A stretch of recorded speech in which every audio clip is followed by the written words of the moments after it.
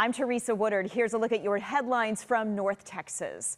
A memorial continues to grow for victims and survivors of a deadly explosion at a Dallas apartment complex. 3 people died, including an 18-month-old child.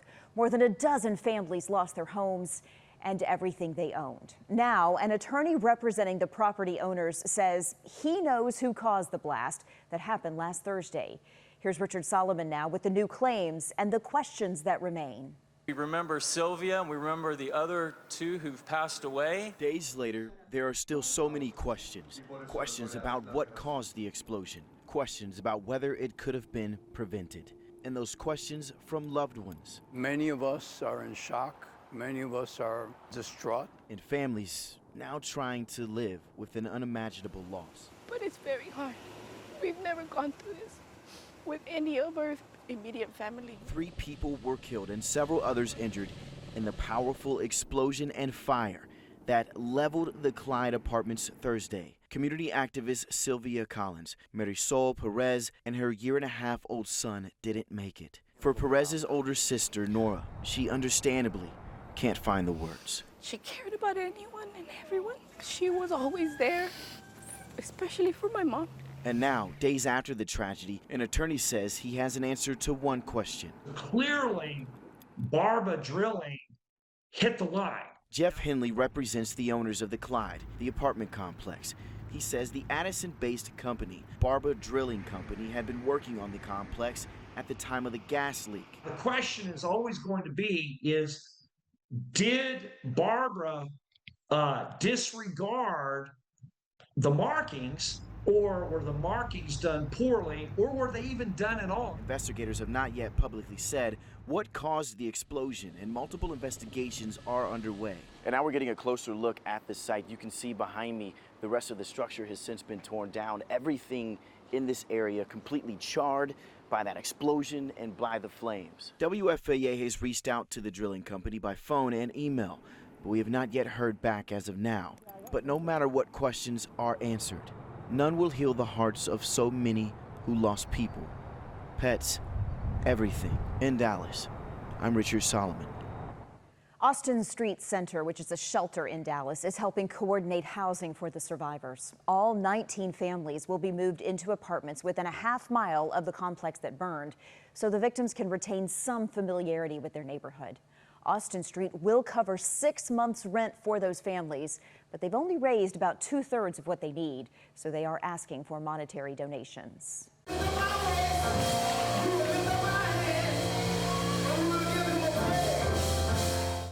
The oldest black church in Fort Worth held its final service in its current building Sunday morning. Mount Gilead Baptist Church has been around for 150 years, and church members spoke with Scoop Jefferson about what that facility has meant to them. I've been a member at Mount Gilead Baptist Missionary Baptist Church since 1994. Virginia Collins and her daughter Savannah are longtime members of the oldest black church in Fort Worth. I just came there to visit with my dad, and because I told him I just didn't remember going to church with him. I always enjoyed when we had new visitors. I was able to show them my church. After more than 150 years, Mount Gilead Baptist Church pastor Lorenzo Jones just announced its final service.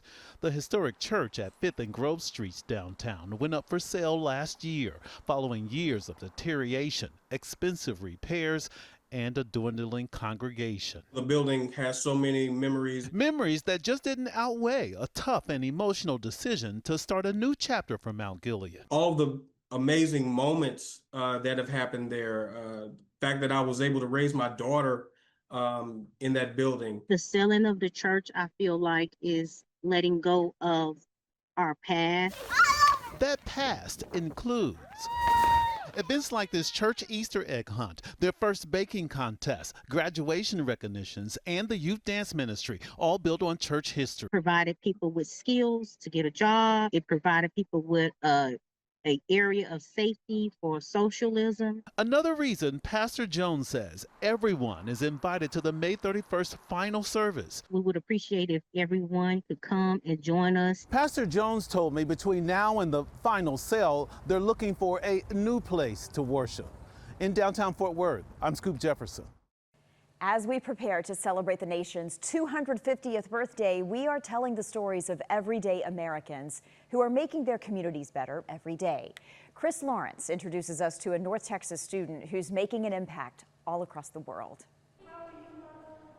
Maya Menon arrives bright and early, over an hour before the first bell rings. Opens her laptop and fires up a Zoom call to connect with girls 8,000 miles away. The Ugandan culture, it's a warm culture, but there's a lot of boundaries for young women. Maya created Global Girls Connect to mentor students at the African Women's Workforce Initiative and started recruiting her classmates at the Hockaday School. She talked about how they were kind of in this cycle of poverty and didn't have the education to get them out. Each year, like I've been in it for 2 years, so we get paired with these girls, and it's like 2 Hockaday girls and 2 girls from the school in Africa. The idea took flight a few years back on a family trip from Dallas to the Jinja district in a small village right along the Nile. This is my first time in Uganda, and I just wanted to thank you guys for welcoming me. What was your initial impression walking into that village for the first time? It was such an incredible experience. It was unlike anything I'd ever seen. What she witnessed here stayed with her. And I was so inspired by the girls there that it led me to want to figure out how I could use my resources at home and connect my community at Hockaday with the school and sort of act as another support system for them. What made you think, I can pull this off? Honestly, I didn't think I could pull it off at the beginning. Maya shared her plan with Hockaday's Director of Social Impact. I told her what I had experienced, and I pitched my seed of an idea to her, and she was so supportive and she was totally on board. 40 students have now joined her mission, and they've raised $130,000 to help more young women get training and internships in Uganda.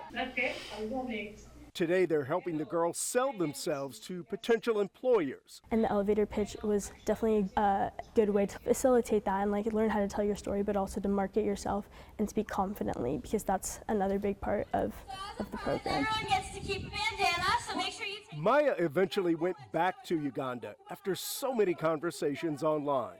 What was it like seeing them for the first time? Face to face, yeah, it was incredible. It makes such a difference to be able to see it firsthand and to see how their skills have improved over the past 6 months or however long they've been in the program. And when other students made the trip, it changed them too. I'm very grateful, obviously, to be at Hockaday and get my education, so I definitely don't take anything for granted anymore. What have you learned about yourself? Building something from the ground up is something I had never done before, especially not at this scale. The students are separated by an ocean, but united in their drive to learn, lead, and dream bigger. That was Chris Lawrence reporting. And those are your headlines from North Texas.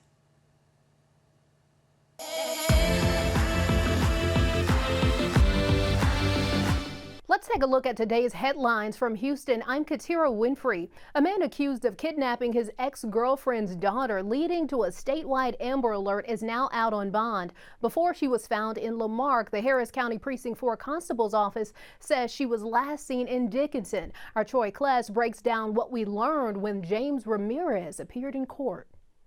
Nearly 16 hours after an Amber Alert issued for a 6-year-old girl, the kidnapping suspect now has a bond. James Ramirez seen here in this preliminary court appearance video. Would you like a court-appointed lawyer, sir? If I ask for one, but I'm able to hire one of my own, do I? Yes, you may still hire your own lawyer. Ramirez was taken into custody early Saturday morning. This post from Harris County Precinct 4 Constable Mark Herman's office giving us some details about how the case was resolved, saying, in part, thanks to the relentless efforts of deputies, Special Operations Unit, and Special Victims Unit, the child was located safe Saturday morning. Ramirez was taken into custody on a felony kidnapping charge. The state initially requested a $40,000 bond.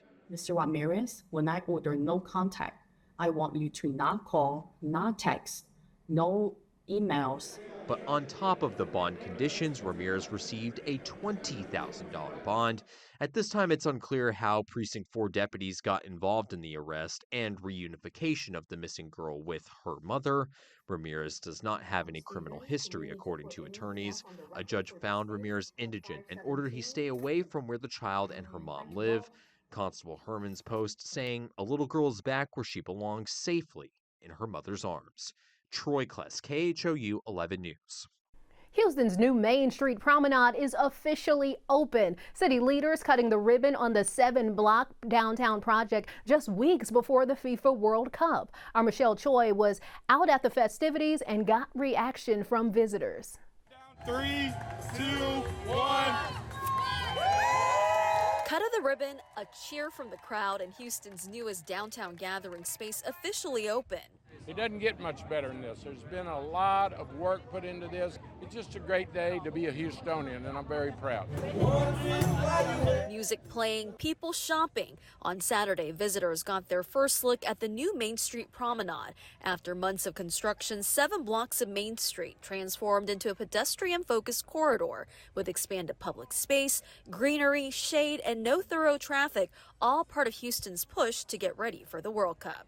Among those checking it out, this family, newly moved to Houston from North Carolina. What do you think of it? I think it's absolutely gorgeous. I love the greenery. I mean, they really did a great job with merging city life with, almost like park too. Anthony Love brought his 2 kids too. What do you think of the upgrades it's gotten? I love it. I think it's very pedestrian friendly now. I see some shops, some great shaved ice out here. It's just a wonderful family friendly event. Like many, he's already imagining what Houston could look like when the World Cup crowds arrive. Houston hosting a world event like this, or for the world's most popular sport, soccer or football, depending on where you're from, it's great. It's great. So excited for the city of Houston. And while excitement is high, some visitors are also thinking about the challenges bigger crowds could bring. All that traffic. Is that your biggest concern? Yes. And the people, but it's going to bring money to the city. Not just money, but what's left behind. City leaders pitching the promenade as more than a World Cup project. Instead, a new gathering space designed to shape downtown Houston long after the final whistle. I mean, even after the tournament is over and everybody goes home, Houstonians are still going to have this. This will be our promenade. So I hope to see other events like this that I can bring my family to. In downtown Houston, Michelle Choi, KHOU 11 News. Well, 2 Houston teens are using bagpipes to help people with cystic fibrosis breathe easier. Our Amanda Henderson shows us how their passion for music is changing lives. You want to give Deep in the Heart of Texas a try? Note. It goes from an F to what? A D. By note. Why don't you just play the first line? A lesson is being taught. That sounds really awesome. Thank you. Keshav Harpavat started Pipes for the People, teaching piping lessons to students around the world. The idea came after playing the instrument while healing from a respiratory infection. Over time, I felt my breathing become easier. So he wondered, could this instrument help others? It basically started with a cold email to one Dr. Mann, and from there it basically launched our system of connecting with clinics. Andrew Zhao, the group's vice president, and Keshav's lifelong friend. We started playing together. We stood next to each other in the pipe band circle. Now the duo run the group and are 2 of the nearly 20 instructors who teach people fighting cystic fibrosis. That's why these lessons are virtual. Individuals with CF, they're not able to interact with each other. Through a computer screen, each student learns how to play a chanter, the bagpipes training instrument. A lot of the treatments that individuals with CF and lung disease have to go through, it requires measuring breath flow, a lot of instruments like that. So by playing an instrument, we try to naturally replicate that. The teenagers teaching each other can be traced back to Nick Hudson. They say the only thing worse than a bagpiper tuning is a bagpiper not tuning. Hudson is a professional bagpiper who is playing for us at St. Thomas Episcopal School, where he teaches. Deep in the Heart of Texas. This familiar song Hudson has taught to nearly every single one of the group's instructors. Were you surprised to find out how influential you are to these students? It's cool. It's cool to see that they want to continue this and they want to pass it on. Makes it all worthwhile, you know. I'll log the breathing test. 1 second. Now those inspired students are the teachers. But we have you around 8 seconds, which is really great. Paying it forward to teach the healing power of music deep in the heart of Texas. I'm Amanda Henderson, KHOU 11 News. And that's a wrap of your Houston headlines. I'm Katira Winfrey.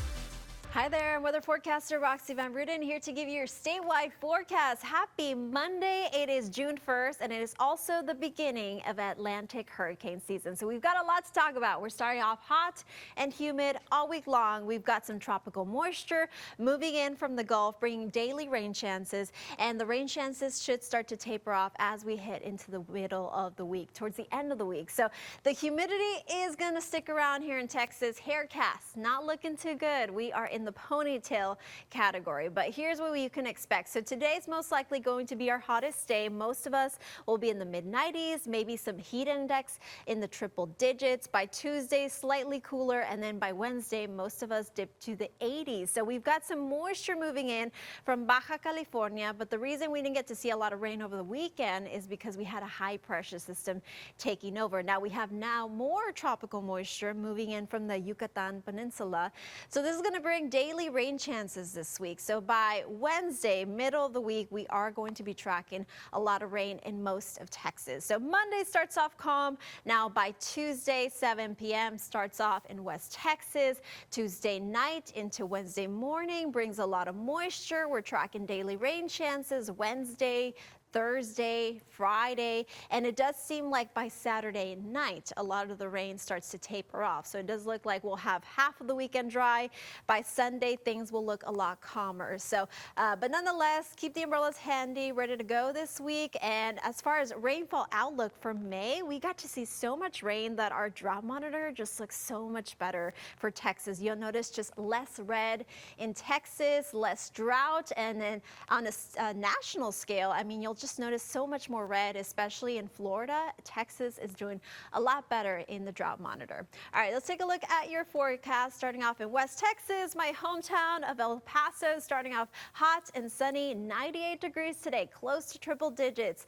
Tuesday, 94 degrees, partly cloudy skies, some rain by Wednesday in the mid 80s. Lubbock, you're looking at 95 degrees today, 88 on Tuesday, and then 74 on Wednesday with some rain chances. Midland, 94 today, 88 tomorrow, 82 on Wednesday. Now Central Texas, Austin, looking at 93 today, 93 tomorrow, but with some rain chances Tuesday, Wednesday. Waco, 96 today, 93 on Tuesday with some rain chances, and 88 on Wednesday. Fredericksburg, 90 today, 88 tomorrow. And our friends here in San Antonio, Spurs brought the heat over the weekend, officially the best in the West. So I can't wait for the NBA Finals. All right, Corpus Christi, 90 today, 87 tomorrow, and 88 on Wednesday with some rain chances. Laredo, you're looking at the same thing. Our friends in North Texas, in Dallas, Weatherford, Denton, you're looking at 95 today, 94 on Tuesday, cloudy skies, 88 on Wednesday. East Texas, Houston's looking at 89 today, 88 on Tuesday, and some stormy conditions on Wednesday. Tyler, Texas, 95 today, 89 on Wednesday. And our friends down in the valley looking at a lot of rain chances for the next 3 days, starting off today on Tuesday and on Wednesday, but sticking nice, hot, and humid. So here's a look at your extended forecast with the weekend in view, and that's a look at your week forecast. Have a great week.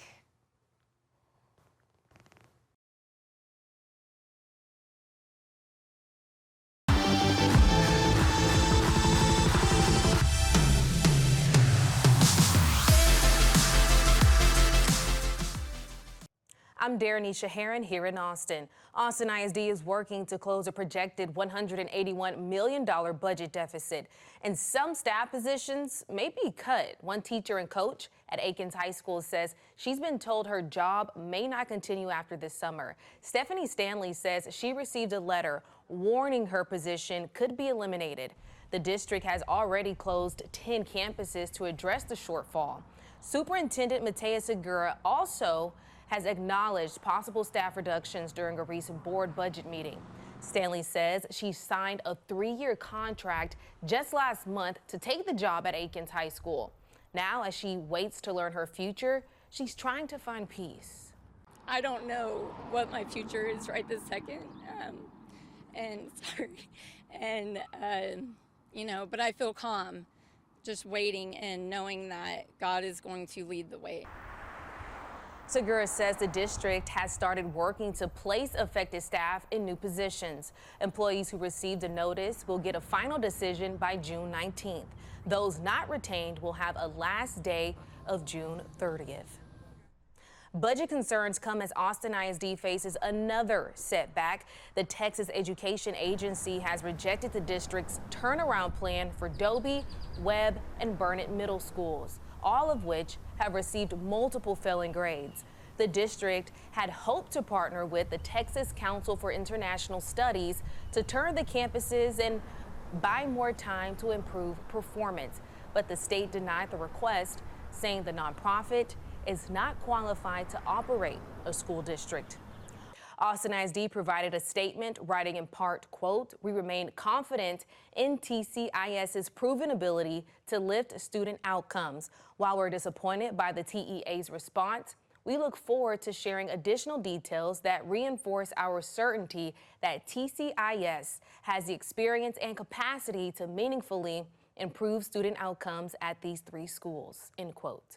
A THC-infused lollipop given to a 4-year-old at a Northwest Austin Montessori school has parents trying to understand how this could happen.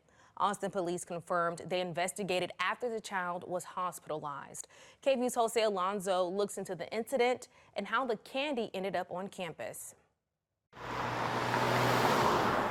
Concerns loom after an incident at this Montessori school in Northwest Austin. The Nest at Anderson Mill and Austin police confirm that one THC-infused lollipop was given to a 4-year-old child through a birthday goodie bag last week. Unfortunately, it's becoming a fairly regular occurrence for kids to gain access to cannabis edibles. Betsy Jones with the organization Texans for Safe and Drug-Free Youth says in 2024, more than 200 Texas children under the age of 6 years old were exposed to cannabis edibles. Texas Poison Control has seen a 50% increase in children under 6 exposed to cannabis edibles just in the last couple of years. That's a reflection of how available those products are now and how the state of Texas didn't really have a plan to restrict those products before they went on the market. The mom of the child who ate the THC candy shared this picture of what the wrapper looked like. She says her son was hospitalized, but is doing okay now.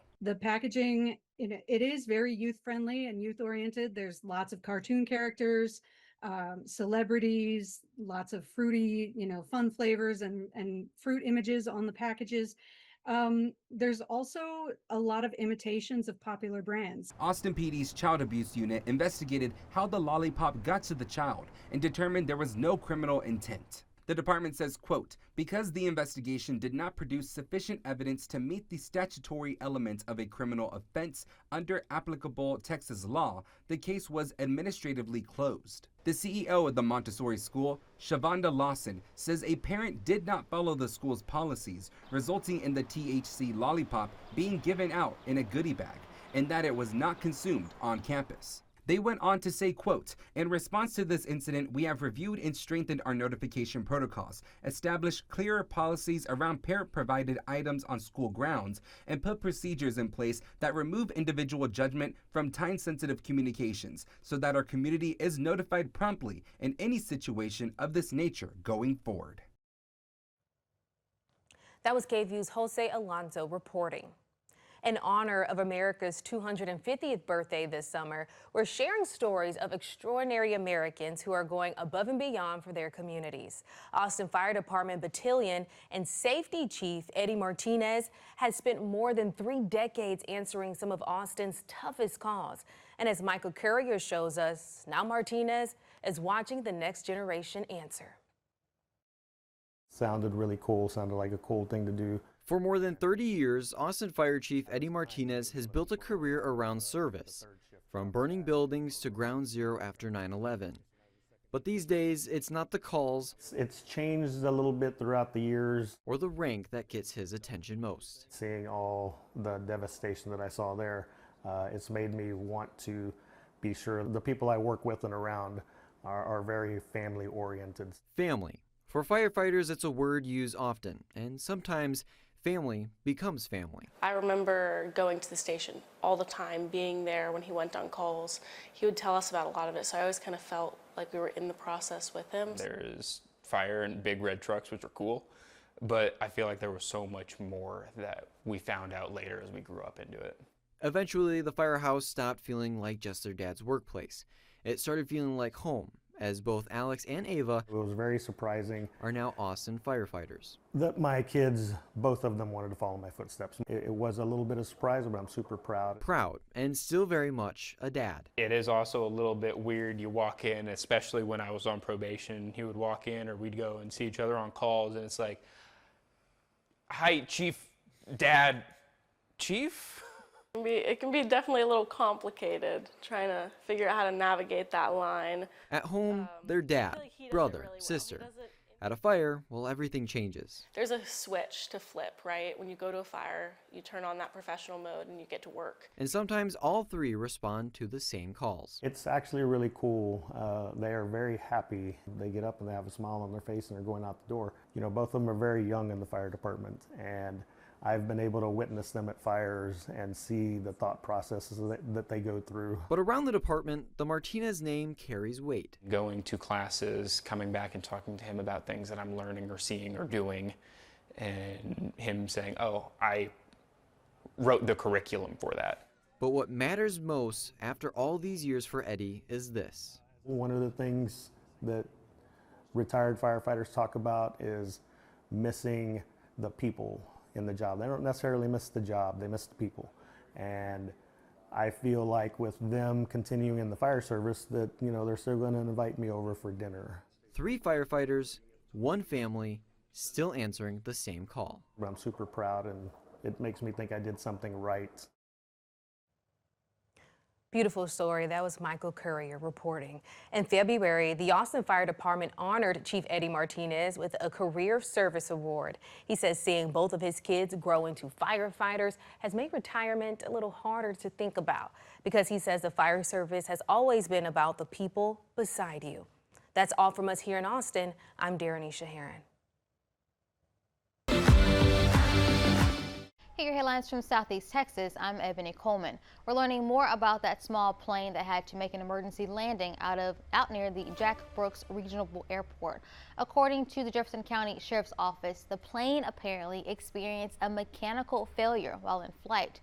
We're told the pilot tried to reach the runway but couldn't quite make it. Thankfully, he landed safely in field on airport property. Chief Deputy Dante Miller with the Sheriff's Office tells us no one was hurt and the scene was cleared. It was 2 people inside the plane at the time of the landing. Both of them are okay. It just got damage to the plane, so as people pass by here, they might see a plane in the field, but that's okay. We're going to get it recovered in the next couple of days. He also tells us the FAA will also be investigating what happened with that mechanical failure. And the Silsbee Animal Shelter is back open with a new animal control officer. It's that latest update in a story we've been following since March. City Council recently approved new rules for the shelter following months of controversy surrounding the facility. They include updated policies for how the shelter will operate moving forward. The new officer was hired back on May 15th. after former officer Joshua Nolan was terminated and charges were filed against him. He was accused of using his personal silencer-equipped pistol to euthanize shelter dogs. This all came to light after the dogs were discovered in a wooded area by a local animal rights advocate. I seen 6 or 7 dogs right here at the ditch or the bank that still had fur meat on them, collars. I started taking pictures, I started walking, and then as you're starting to walk, you start seeing all these dogs and these bones. City leaders say they're working to implement these new changes and rebuild trust at the shelter. And the sun is out and the pools are open, and families in Southeast Texas are looking to go swimming. But according to the CDC, children under 4 are at higher risk of drowning. I found out more on how to keep your family safe when you hit the water.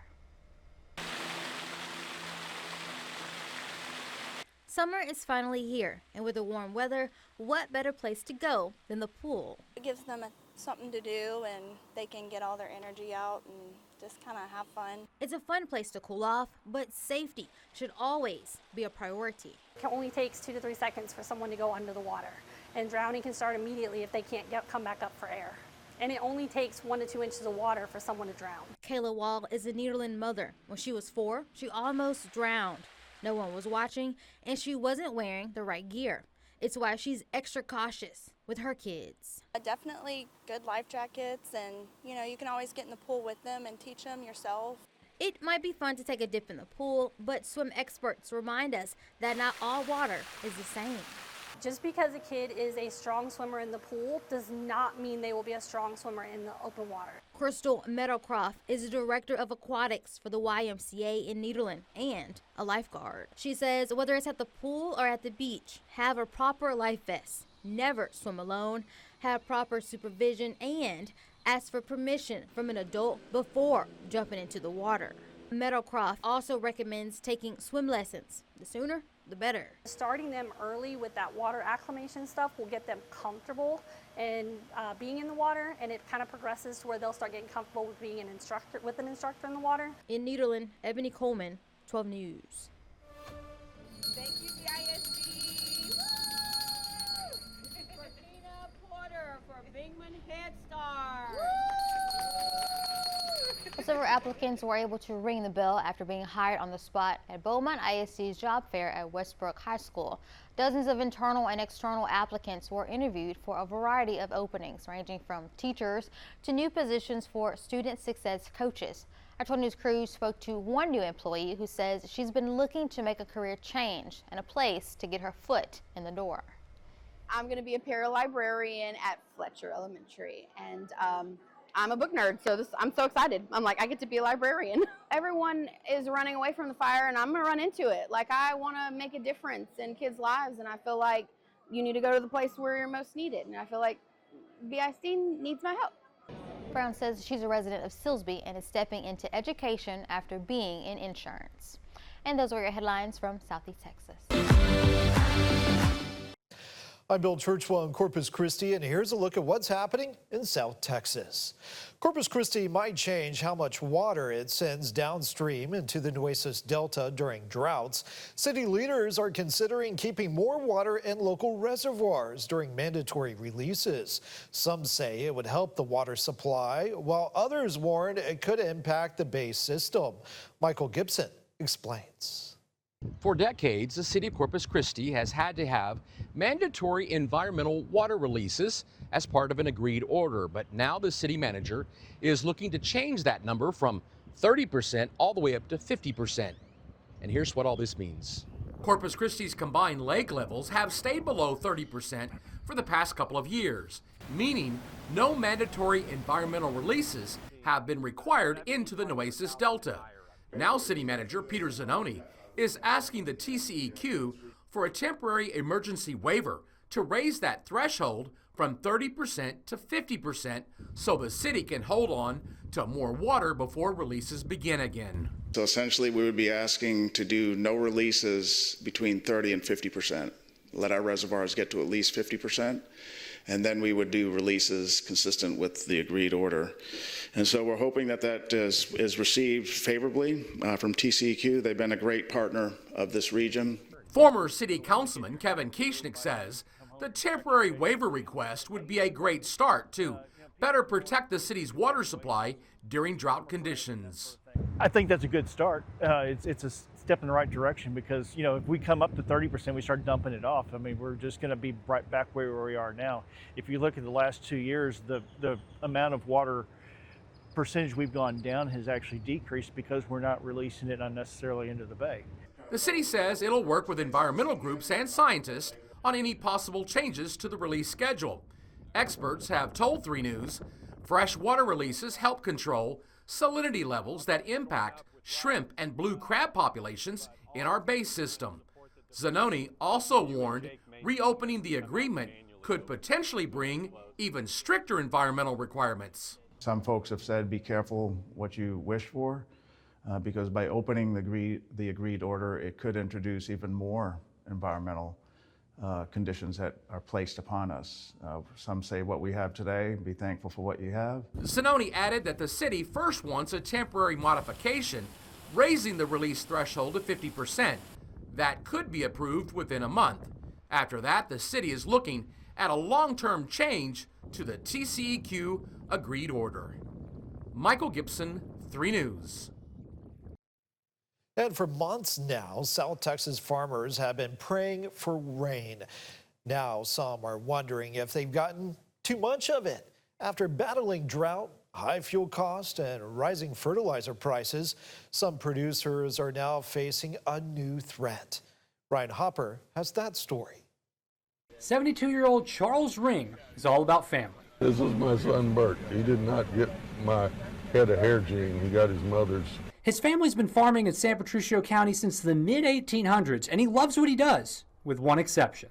The only reason I would stop what I'm doing is so I didn't have to get up in the morning and look at the weather. And it controls everything I do. Which South Texans know can turn on a dime with little warning. Been dry forever, and then all of a sudden it comes up 17 inches of rainfall. The water ran through the barn, and the only time that's happened is maybe 3 other times that I can remember. We fought trying to put seed in dry ground, trying to reach moisture to get a crop up, to trying to get the water off now before the crop dies. Experts say there are 2 main reasons why this could happen so quickly. One, we had drought. Then we have water that rained fast and removed all the nutrients. And then eventually, because we had about 4 or 5 days of rain, eventually we had that soil saturated, oversaturated with water, and we don't have those nutrients anymore. When it comes to rain, Ring and Jimenez agree. Timing is everything. I can have a huge cotton crop, corn crop, sorghum crop, and lose it all in a rain like this. Thank goodness it came now instead of during harvest, and that's still a possibility. From San Patricio County, Ryan Hopper. And that's a quick look at some of what's happening in South Texas.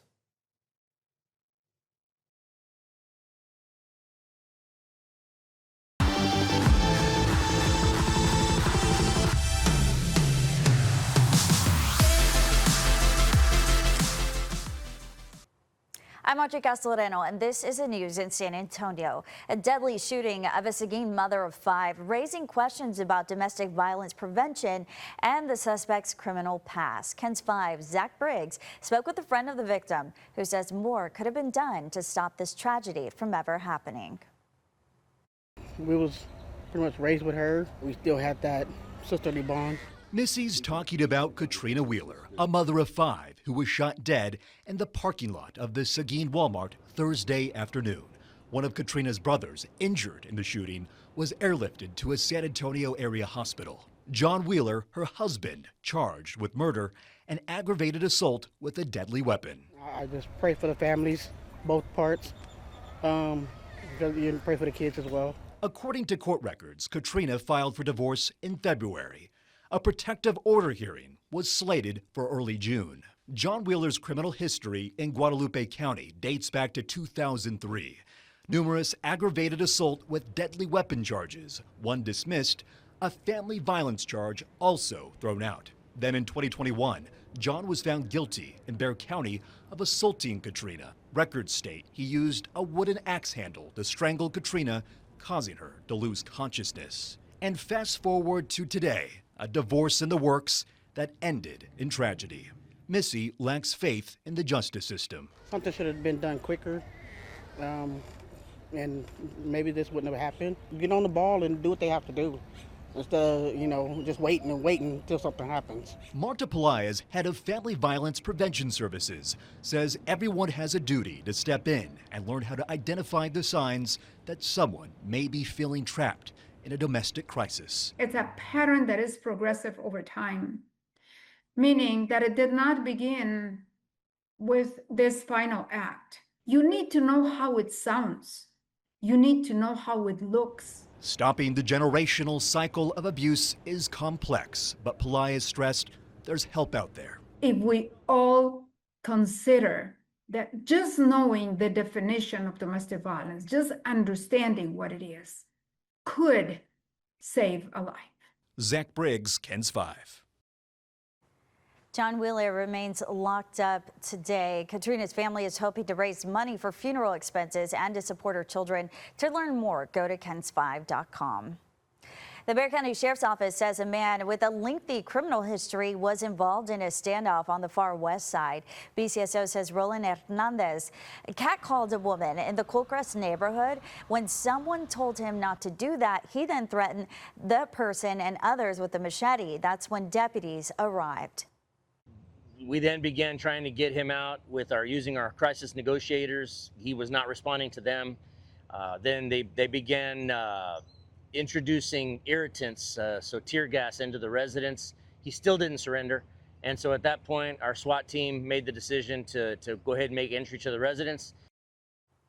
Hernandez eventually surrendered and is being charged with aggravated assault with a deadly weapon. BCSO says this is his 25th arrest since 2002. San Antonio police are asking for the public's help in identifying an armed robbery suspect. On May 18th, investigators say this man pointed a handgun at a store employee and demanded cash from the register at a business near Castroville Road and Guadalupe. The suspect got away with that money. Anyone with information is asked to call the Robbery Task Force Unit at 210-207-0300. A nearly 30-year-old sexual assault case has led to an arrest with the help of DNA technology. Texas Rangers say 61-year-old James Lee Woodard was arrested last month in connection to a sexual assault case from Midland in 1997. Investigators say the victim was taking out trash at the mall when a man grabbed her, forced her into a van, and then assaulted her. Texas Rangers opened the case through a program that uses advanced DNA testing, which led to Woodard's arrest at a convenience store in Big Spring. He's been charged with aggravated sexual assaults.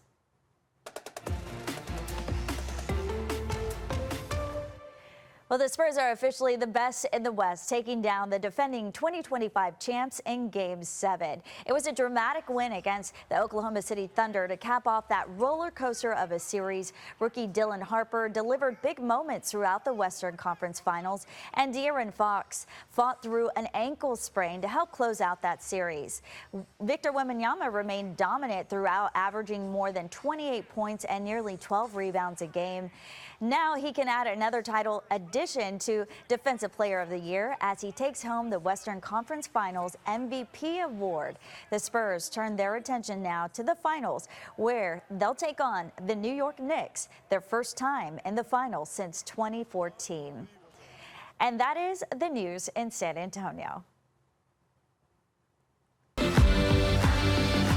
I'm Adriana Alexander. Here are your headlines from Central Texas. A former Catholic priest who served in Central Texas is now facing life in prison after a jury convicted him of sexually assaulting 2 women.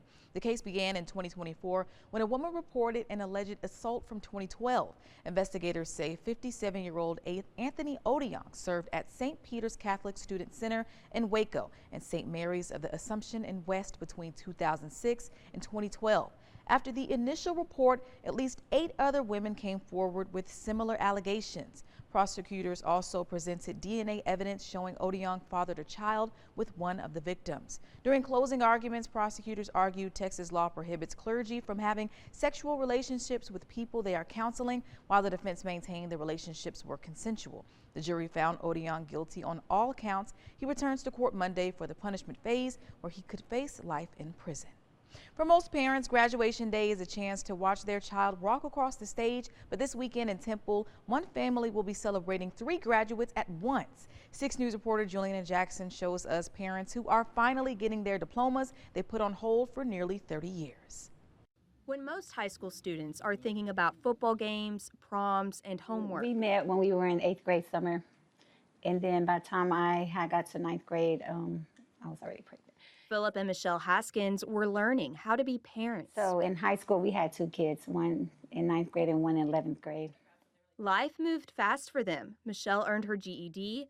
Philip had opportunities to play football in college, but he says family came first. He had like a shoebox full of scholarships for different footballs, but to like go to college for. But he said he wanted to stay here and help with the kids. They went to work, raised 5 children, and poured everything they had into their family. But everything we ever did had like revolved around our kids from start to like right now. Nearly 30 years later, they're now finishing high school together. And we always talked about going back to the adult program. Between work, family responsibilities, and schoolwork, but they kept going. But he was like, no, we start together, we're gonna finish together. Now they'll walk across the stage, but they won't be the only ones wearing a cap and gown. Their youngest daughter, Adriana, is graduating too.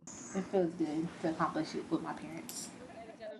The family says this moment carries even more meaning because of all the people who said they wouldn't make it. We were always doubted as teenagers, and it crossed my mind as well because we were young. I was like, okay, we're having a baby, like, you know, I let people get to us. The Haskins family has a different ending to their story. Yes, I'm not going to do that. So we beat the odds, definitely. An ending filled with diplomas, a family celebration, and proof that it's never too late to finish what you started. I think just keep going, never give up. It's never too late. Like, maybe somebody's in our position, but like scared to reach out. But it's people out there that will help you. Juliana Jackson, 6 News. Such a great story. Those are your headlines from Central Texas. Hi, I'm Nayeli Carrillo, and here's what's making headlines across East Texas. If you're hoping to pick up some fresh peaches this summer, you may find them harder to come by. Experts say a combination of warm winter temperatures and a late spring freeze has damaged peach crops across Texas and other southern states. We visited a Wood County orchard that's feeling the impact. The sweet smell of ripe peaches still fills the air at Peach Orchard at Lake Fork in Yantis. I like blackberries. Peaches are too fuzzy, in my opinion. I also like plums. Those are really good because they don't have any fuzz on them. But this year's harvest is much smaller than owners Craig and Sheila Rushing had hoped. We are blessed to have it, right? And again, we have to have the fruit, you know, to have the joy of getting to do this. Several East Texas orchards told CBS 19 they won't have peaches available this year after trees bloomed early during a warm winter, only to be hit by freezing temperatures later in the season. Peach trees need a certain amount of cold every winter after they go dormant in the fall in order to break bud and bloom normally in the spring. And this past year, we were really low on chill. Larry Stein, a horticulturist with Texas A&M AgriLife, says the problem extends far beyond East Texas. And that late freeze in March got colder than we anticipated, and that's where a lot of people, the crop was marginal at best because of the lack of chill, and then we had the freeze, and so that really took a toll on the peach crop for 2026. The result is fewer peaches on store shelves and at local orchards. The farmer, nobody wants to have a crop any more than the farmer does. So the consumer just needs to understand his plight. Be patient with him. Buy the other stuff if they have other things, that's going to support them in that way. Despite the challenges, the Rushings are grateful to have any peaches to sell this season. They're also encouraging people to continue supporting local farms, whether that's buying peaches, blackberries, jams, jellies, or other products. In Wood County, Nayeli Carrillo, CBS 19. Another East Texas community is raising concerns over what many call our most valuable resource, water. This time it's in Henderson County, where CBS 19's Robert de la Garza shares how residents say a proposed solar project could threaten the rural way of life they've known for generations. With less than 500 people, Moore Station may be easy to miss, but not to those who call it home. We're friendly. Everybody knows everybody here. But where they lack in size, they make up for in Southern hospitality. You call, need help, you're going to stop on the side of the road and help somebody if they need help. So it's just, this is that type of community, Surrounded by pastures, gardens, and families. And it's just a way of life out here for us. A way of life that's now at risk. Initially told that it was going to be like a solar farm that would export energy out to different energy companies, but come to find out there's a little more in depth into that than what we're discovering now. An outside entity is in the early stages of building a solar panel plant inside city limits, which residents, including Mayor Greg Davis, say could use tens of thousands of gallons of water per day. I got 3 kids at home. I want to be able to have, something that they can, enjoy and they can have their kids grow up on. Traylon Shedd and his family have lived here for more than 3 decades and fear the project could strain local resources. And with the attack on the water system that we have, it's not going to happen. It's just going to deplete us dry and it's going to run us out. Friday, a community meeting was held to inform and educate residents ahead of a larger meeting next month. Because when they don't think you know anything, they think they can tell you anything. They think they can pull the wool over your eyes. A community known for helping its neighbors now finds itself coming together for a common cause. People, they don't see this place the way we see it. It's not just an open field. There's plenty of time, blood, sweat, and tears getting off of work, building the place. We just have to come together and, pull as much information as we can pull to learn about these things and, hopefully we can put a stop to it. Protecting a place many families for generations have called home.